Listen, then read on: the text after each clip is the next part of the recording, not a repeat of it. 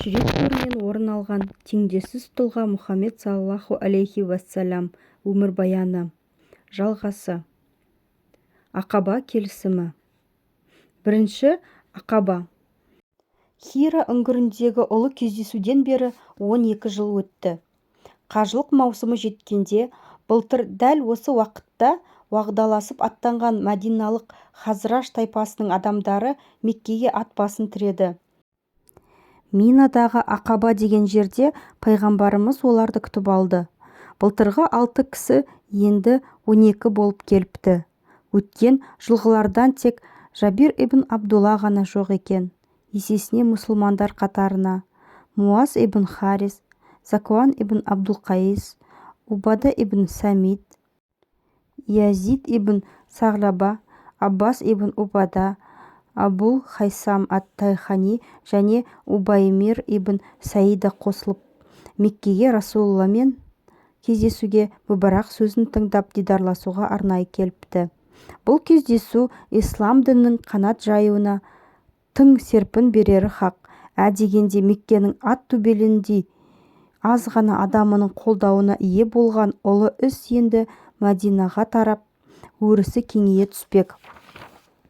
Ұлы дініміздің ерте ме кеш пе құлашын жайып, жер жаһанға үстемдік ететіні әу бастан белгілі болатын. Енді міне уақыт өте келе сол ақиқат жүзеге асып, баяғы Уарақа ибн Науфалдың айтқандары айна қатесіз орындалып жатты. Ұзаққа созылған әңгімеден кейін пайғамбарымыз мәдиналықтарға былай деді: Алладан басқаны құдай етпей, адамгершілікке қайшы қылықтардан аулақ болып, ұрлық істемей, зина жасамай, балаларды өлтірмей, ешкімге жала жаппайтындарыңа маған ант беріңдер. Берген уәделеріңде тұрғандардың сый-сияпатын Алланың өзі береді. Кімде-кім осы антты бұзбаймын деп қиындыққа душар болса, оның да жағдайын Алла шешеді. Мәдиналық аңсарлар пайғамбарымызға ант беріп, өле-өлгенше исламның шеңберінен шықпауға сөз байласты. Олар осынау ғажап сұхбаттасудың нәтижесінде Алла елшісінен ислам діні жайында біршама мәлімет алып, азды-көпті үкімдерден хабардар болды. Дегенмен оларды Мәдинаға оралғанда күннен күнге жаңа уахилар арқылы толығып жатқан ислам дінінің жаңа үкімдерінен мақұрым қаламыз ба деген ой мазалады.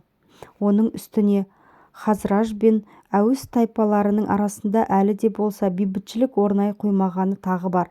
Өздерінің иман еткен исламын қарсы жаққа қырсығып мойындамай қойса не болмақ? Осыны ойлап ақылдаса келе өздеріне жол көрсетер ұстаз керектігін Алла Расулына баяндады. Пайғамбарымыз саллаллаху алейхи уассалам Мәдинаға хижрет етпестен бұрын осынау киелі мекенді ислам нұрымен сусындатып, хақ дінді үйрету үшін жаста болса көпшілікке бас болардай білімі мен парасаты бар Мұсхаб ибн Умайрды ансарларға қосып жіберді. Мәдинадағы иман нұры. Бұл шешім Мұсхаб үшін ауырға соқты. Себебі туған әке-шешесінен де артық көретін Алла елшісінің жанынан жақ кетпек. Алайда бұл тапсырманы беріп отырған сол әке-шешесінен артық көретін адамының өзі емес пе? Оның үстіне міндеттің аты міндет. Осылайша келешекте ірі мәдени орталыққа айналатын Мәдина қаласына Мұсхаб жалғыз өзі ұстаз болып кете барды. Мәдинада оны Асад ибн Зурара құшақ жая қарсы алды. Ол исламның қанат жаюы жолында тер төккен Мұсхабқа қолынан келген бар көмегін аянбады.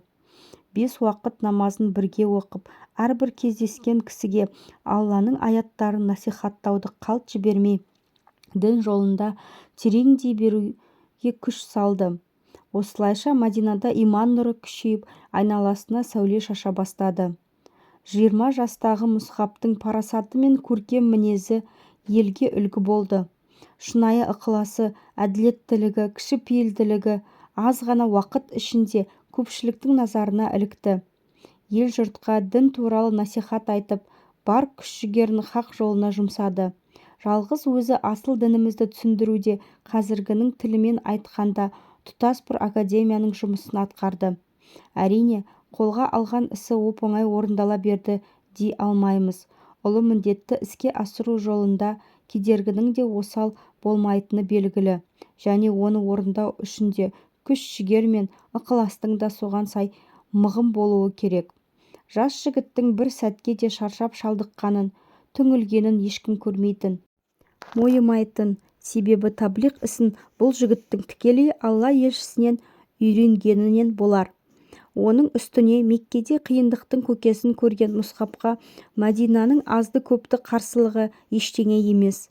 Оның алдына қолына қылышын алып, қаһарын төгіп келгендер Мұсқаптың даналығының, көрегендігінің және дінімізді ұғындыра білу дарындылығының арқасында жүректеріне иман орнығып қатайтын. Осындай шынайы пейілмен өзгені еліктіріп, өз өмірін қатерге тігіп, бар күш-жігерін ақиқатты дәріптеуге бағыттаған мұндай жанның алдында сірескен мұздың өзі де еріп кететіндей еді. Әзірет Мұсқаптың айналасындағы иман нұры күн өткен сайын кеңге тарап, Мәдина жұртшылығына нұр шуағын шаша түсті. Бір күні Асад ибн Зурара Мұсқапты өзінің таныстарына ертіп бармақ болып жолға шығады. Екеуі жолай бір құдықтың басына аялдайды. Осы тұста Сағд ибн Муаз пен Усайд ибн Худайр есімді сол елдің ауқатты азаматтары Асад пен Мұсқаптың келгенін естіп қатты мазасызданады. Ақыры ақылдаса келе Усайд ибн Худайрға Асад пен Мұсқапты ауылға кіргізбей қуып шығу ісі тапсырылады. Усайд қолына найзасын алып екеуінің қасына жетіп келеді. Асад пен Мұсқап оның суыт жүрісінен ақ тегін келе жатпағанын сезеді. Алайда мейлінше сабырлық танытуға бел буады. Иманды адам қай уақытта да сабырлы қалпынан танбай, өзін өлтіруге келгендердің өзін күлімсіреп қарсы алатын болған. Міне, иманды адамды өзгелерден ажырататын ерекше қасиеті осы. Асад Мұсқаптың құлағына сыбырлап, Усайдтың кім екенін айтады. Ондағы ойы ел ішіндегі беделді адамдардың бірі екен Мұсқап ескерсін дегені. Усайд келе салысымен: сендер біздің жерімізге келіп жұрттың санасын уладыңдар. Егер тірі қалғыларың келсе, дереу бұл аймақтан қараларыңды жоғалтыңдар деп зеки жөнеледі. Бұған Мұсқап ақырын ғана жауап береді: бізбен отырып әңгімемізді тыңдап көрші.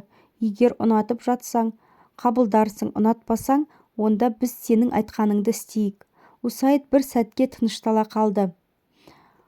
Анадай жерге барып Мұсқаптың сөзіне құлақ салды.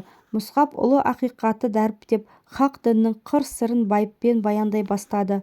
Усайд оның әрбір сөзімен үнсіз келісе берді. Ақыры Мұсқаптың айтқанына бір жола көніп, ислам дініне кіретін болып шешті.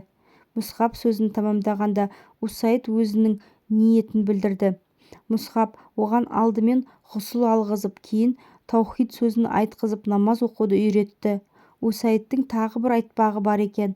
Мұсқапты былай шығарып алып: бір кісі бар, егер ол иман келтіретін болса, қауымы да иман келтіреді.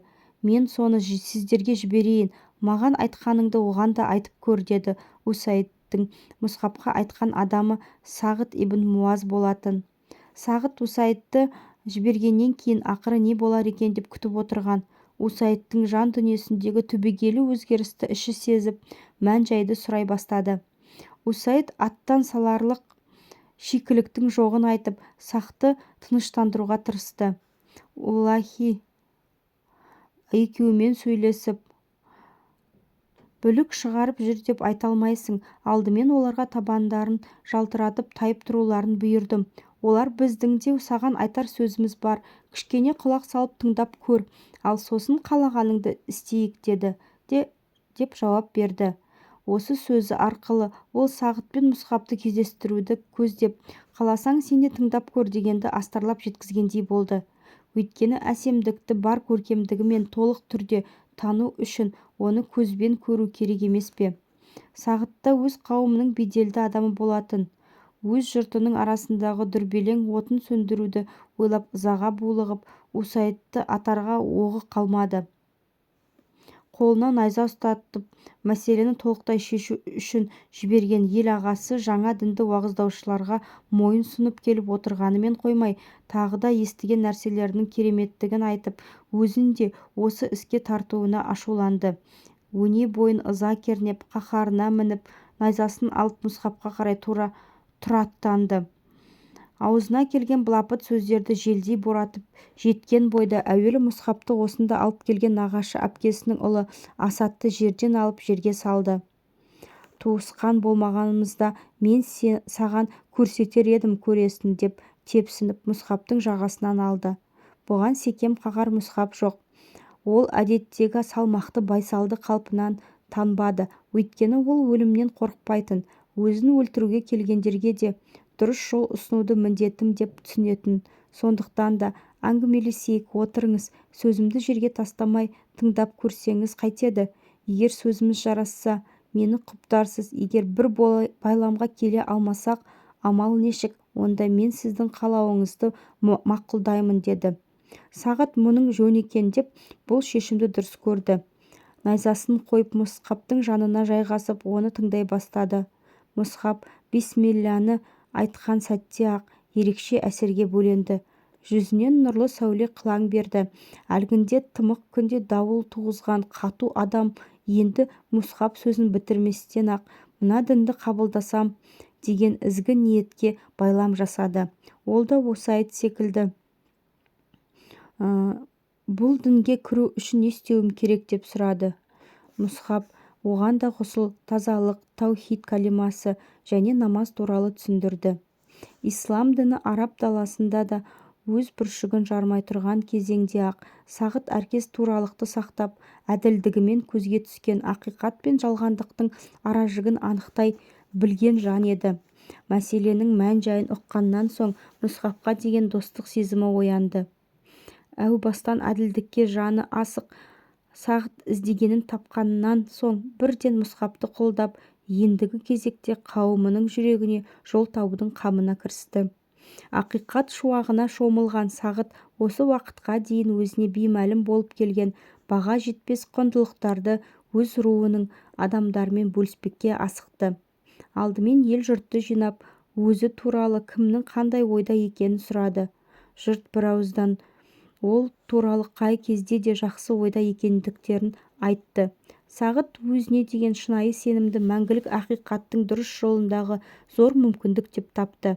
Естігендерін халқымен бөлісіп, болған жайттың бәрін бүге-шүгесіне дейін баяндап, егер Алла мен оның елшісіне сенбесеңдер, сендермен сөйлесу маған харам болсын, деп шарт қойды. Бұл дінді Үсәйд, Сағыт секілді ел сенім артқан тұлғалар қабылдағанда басқалардың күмәндануы мүмкін бе? Бұған дейін де Мәдина халқының көңілі алаңдап, жаңа дін турасындағы ойлары сан-саққа жүгіріп жүрген. Енді ру ақсақалдарының өзі құлшылық жасап, сол дінді қабылдап жатқанда олар қарап қалсын ба? Мұсхабқа барып, біз де исламды қабылдайық деген дауыстар Мәдинаның әр бұрышынан жарқын-жарқын естіліп жатты. Сөйтіп Мәдинаға береке орнады. Күн өткен сайын иманды жандардың саны артып, жан-жақта иман гүлі бүршік атып жатты. Мұсхаб таблиғ еткен хақ діннің құндылықтары кеңінен тарап, аз ғана уақыт ішінде бірнеше тайпадан өзге халықтың бәрі дерлік оның уағызына мойынсұнып мұсылмандықты қабылдады. Есігі қағылмаған үй, жеке-жеке уағыз айтылмаған жан қалмады. Әзірет Мұсхабтың ерен еңбегінің арқасында хақ діннің нұрлы сәулесі енді Мәдина шаһарының ғана емес, оның сыртындағы ауыл-ауылға да тарай бастады. Бір күні Мұсхаб жұма намазы жайлы көкейінде жүрген сұрақтарын тізіп, Алла Расулына хат жазады. Ол уақытта жұма намазы оқылмайтын. Мұсхабтың өтініші осы жайлы еді. Пайғамбарымыздың жұма намазын қалай оқу керек екенін егжей-тегжейлі түсіндірген хаты келгеннен кейін мәдиналық мұсылмандар Сағыт ибн Хайсаманың үйіне жиналып алғашқы жұма намазын оқиды. Ақабада ант бергендеріне 1 жылдай уақыт өтіп, мұсылмандардың қарасы айтарлықтай көбейіп қалғанда, ел арасында пайғамбарымызды өзімізге көшіріп алсақ деген тілектер қылаң бере бастады. Ақыры көпшіліктен қолдау тауып бұл істі алда келе жатқан қажылық маусымына қалдырайық десті. Мадинадан келген шақыру. Қажылық маусымы келіп, халық Меккеге қарай ағылды. Қажылық ғибадатын орындау үшін Қағбаға бет алғандардың арасында мадиналық мұсылмандар да болды. Олардың жалпы саны 75 адамды құрады. Оның ішінде 2-і әйел. Мадиналық мұсылмандар Меккенің атқамінер мүшриктері пайғамбарымызбен кездестірмей қояр деп ең алдымен Қағб ибн Малик пен Бара ибн Марурды Қағбаға жолдады. Бұл екеуі де бұрын-соңды пайғамбарымызды көрмеген адамдар болғандықтан жолай кездескен бір меккеліктен пайғамбарымызды іздеп келе жатқанын айтып көмек сұрады. Ол кісі бұларды Әзірет Аббас ибн Абу Муталибке жіберді. Қағб пен Бара Әзірет Аббасты оңай тауып алды. Әзірет Аббас оларды пайғамбарымызбен таныстырды. Қастарына барып сәлем берді. Қонақтарды жылы қабылдаған пайғамбарымыз саллаллаху алейхи уассалам Әзірет Аббасқа қарап, мына кісілерді танисың ба деп сұрады.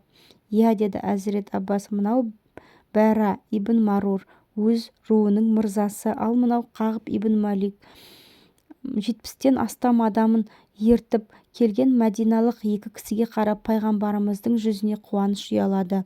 Қонақтармен өткен жылдағыдай Минадағы Ақабада түннің бір уағында кездесуге уағдаласты. Түн қараңғысы қоюланып аспанда үркер көрінген мезгілде барлығы кездесуге асықты. Пайғамбарымыздың қасына ағасы Әзірет Аббас ерді. Бақандай 75 адамды көрген Алла Расулының қуанышында шек жоқ.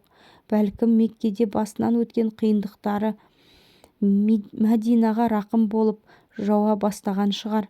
Алладан басқа тәңір жоқ деген 70 жанның ортасында пайғамбарымыздың жүзі қуаныштан шуақ шашып отырды.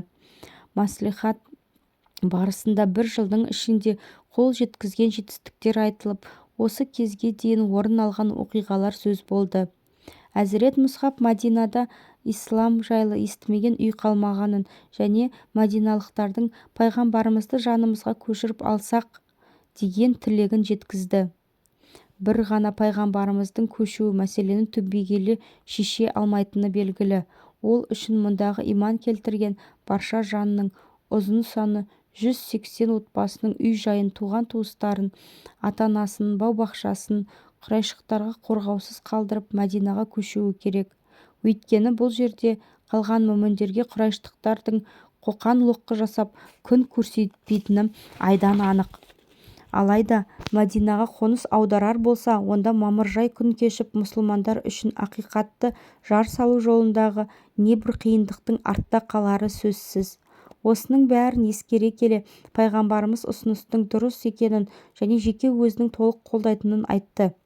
Сөйтіп Расулалла саллаллаху алейхи уассалам Меккеден кетуге нық шешім қабылдады. 10 жыл бойы шаһар халқының иман келтіруі үшін күш салғанымен олардан тек зорлық-зомбылық қана көрсе, алдында бұл іске ынта ықыласымен қолдау көрсететін адамдар тұрғанда оларды неге қолдамасқа? Істің барысын байыптаған ағасы Әзірет Аббасты Алла Расулын өз қаласына құрметтеп шақырған ықыласты жандарға бір ауыз сөз айтуды қажет деп тауып әңгімеге араласты. Уа Хазраж халқы, өздерің де білесіңдер, Мұхаммед исламды уағыздаймын деп жүріп көп тауқымет тартты, бірақ қанша қиындық туса да оған қорған бола білдік. Енді қазір Мадинаға көшуге ниеттеніп отыр. Егер дұшпандарынан қорғай алсаңдар ғана рұқсатымды беремін. Ал егер бұл жерден кеткеннен кейін оны жалғыз қалдыратын болсаңдар, қазірден ашық айтыңдар, өйткені көпшіліктің қарсылығына ұшырады демесеңдер, бұл үнімнің ел алдында беделі де жоқ емес. Сонда Мадинаның мұсылмандары: уа Расулалла, өзің үшін және Раббың үшін бізден не қалайсың деп сұрады.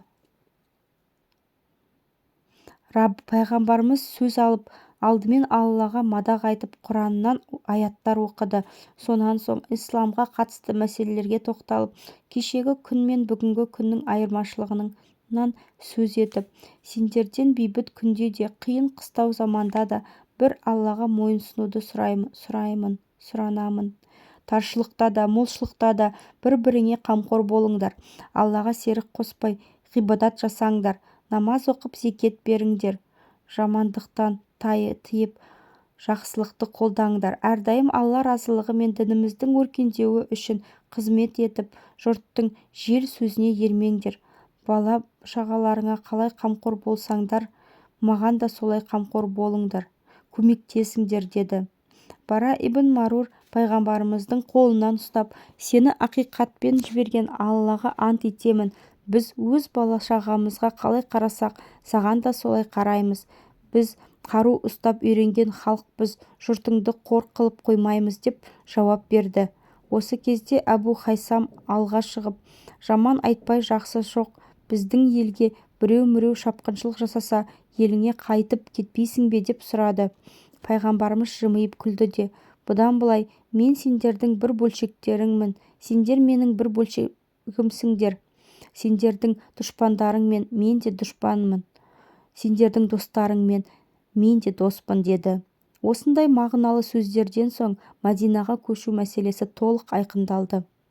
Асад ибн Зурара пайғамбарымыздың қолынан ұстап өз ризашылығын білдірді. Алла Расулы мәдиналықтарға араларынан 12 адамнан тұратын уәкілдер кеңесін сайлауды өтінді. Кезінде Мұса мен Иса да осылай кейбір адамдарды көмекші етіп алғанын айтты. Әр тайпаның уәкілдері өз тайпасының исламды қабылдауына ұйытқы болуы керек. Олардың 9-ын Хазраждық Асад ибн Зурара, Сағд ибн Раби, Абдулла ибн Рауаха, Рафи ибн Малик, Бара ибн Марур, Абдулла ибн Амр, Убада ибн Самит, Сағд ибн Убада және Мунзир ибн Амр. Ал үшеуін әуестік Үссайд ибн Худайр, Сағд ибн Хайсама және Рифаға ибн Абдул-Мунзир құрады. Ал меккелік мұсылмандардың уәкілі Алла Расулының өзі болды. Енді мәселеге соңғы нүкте қойылуы керек. Осы кезде Аббас ибн Убада деген кісі алға шығып: уа Хазраж халқы, Алла Расулын құшақ жая қарсы алғандарың үшін көпшілік сендерді жау санайтыны анық. Сондықтан дұшпандарыңның соққысына шыдап, бастарыңа қиын қыстау заман орнай қалғанда уәделеріңде тұра алсаңдар, онда бұл дүние мен ақиреттік бақыты сендердікі. Бүгінгі анттарыңнан сол күні тайсаңдар, бұл дүние мен ақиретте қор боласыңдар, деп үндеу тастады. Қолымыздағы барымызды осы жолға арнап, қандай қиындық болса да бұл жолдан таймауға уәде береміз, деп десті көпшілік. Сонда Аббас ибн Убада пайғамбарымызға қарап: егер біз уәдемізде тұрсақ, оның қарымы ретінде неге қол жеткіземіз, уа Расулалла, деп сұрады. Пайғамбарымыз еш кідірместен: жұмақ, деп жауап қайырды. Сол-ақ екен. Аббас ибн Убада еш екіленбестен: қолыңды бер, саған серт береміз, деді. Сонан соң барлығы жеке-жеке пайғамбарымыздың қолынан ұстап ант етті. Тек қана Мәдинадан келген 2 әйел, кейіннен Үммі Умара деп танылған Насиба бинт Хағб пен Әсма бинт Амр, ұзақтан ишара жасап қол алыспай серт берді. Минадағы дауыс. Осыдан кейін мәдиналық мұсылмандар зор қуанышпен елдеріне қайтты. Бара салысымен мұхажирлерді күтудің қамына кірісті. Осы кезде Меккеде тосын оқиға орын алды. Минадан: уа Жаббажиб халқы, деген дауыс шықты. Бұл меккеліктерге қарата айтылған сөз. Мұхаммедпен келіскен жұрт сендермен соғысу үшін ант берісті, деп жар салды.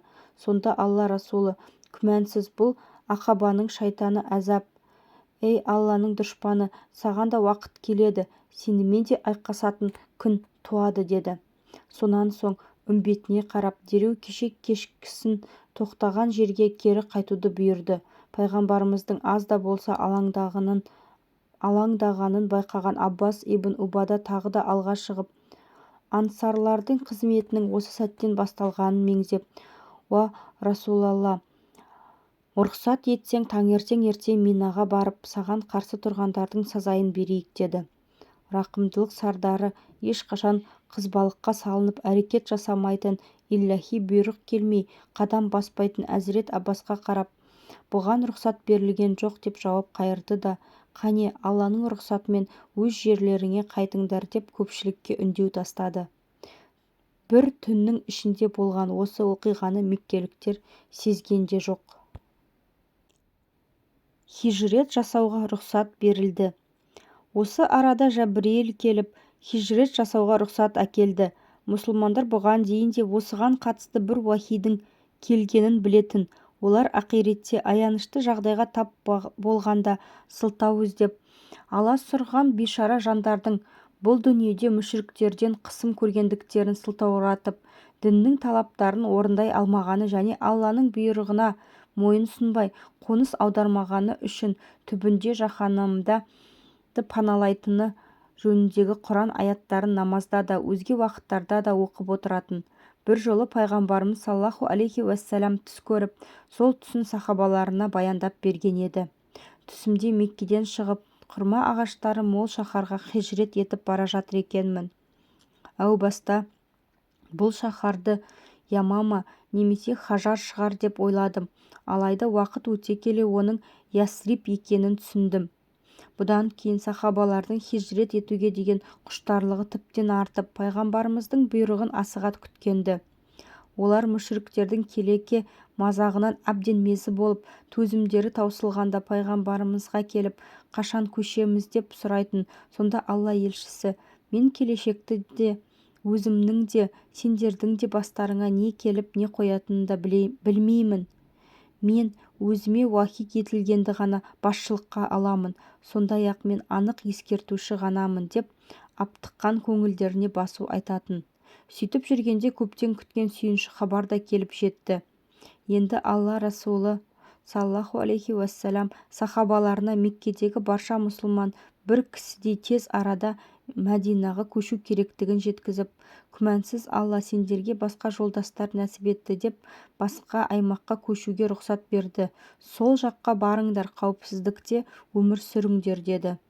Бұдан былай сахабалар біртіндеп болса да жолға шығып, өздерін құшақ жая күтіп отырған қонақжай ансарлар мен Мәдина қаласын барып паналауға тиіс. Алайда бұның оңайға соқпасы анық. Себебі құрайыштықтар да Меккеде әлдебір оқиғаның орын алғанын сезгенді. Бұрынғы жылдарға қарағанда олардың да тәжірибелері молайған. Кез келген күмәнді жайдың анық қанығын білуге һәм пайғамбарымыздың басқан әрбір ізін аңдып, кімдермен не туралы сөйлескенінен хабардар болуға тырысатын.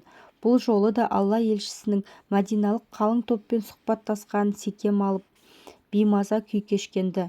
Кездескен әрбір жаннан Алла Расулы мен мәдиналықтардың арасында нендей әңгіме өрбігенін тәптіштеп сұраса да ешқандай мәлімет ала алмайды. Ақыры амалдары таусылып, бірнеше кісіден жасақталған топты Мәдинаға жіберуге шешім қабылдайды. Ал екінші бір топқа Мәдинаға баратын жолдарды торауылдап, бақылауға алу ісін жүктейді. Әне-міне дегенше құрайыштықтардың жіберген тобы да Мәдинаға ат басын тіреп келер-келмес: «Уа Хажраж халқы, біздің адамымызбен жасырын келісімге келгендеріңді, оны Мәдинаға көшіріп әкетпек ниетте екендеріңді және керек болса бізбен соғысуға дайын баруға серттескендеріңді естідік. Мынаны естеріңде сақтаңдар. Егер осылай істейтін болсаңдар, ұлдарыңды құл, қыздарыңды күң қылып естеріңді шауып аламыз» деп ел жұртты қорқытумен сөзін бастайды. «О, не дегендерің, біздің ештеңеден хабарымыз жоқ, ешкіммен келіскен жоқпыз» деп мәдиналықтар да бір-біріне таңырқай қарасады.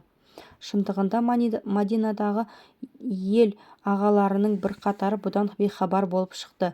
Барлығы жиналып, Мәдинаның белсендісі Абдулла ибн Убай мен Сәлүлге барып жағдайды баяндады. Абдулла да таңданып, егер мұндай нәрсе орын алса, мен міндетті түрде хабардар болар едім деп, тірі тұрғанда ешкімнің де мұндай бассыздықты ұйымдастыруына жол бермеймін деп шығарып салды.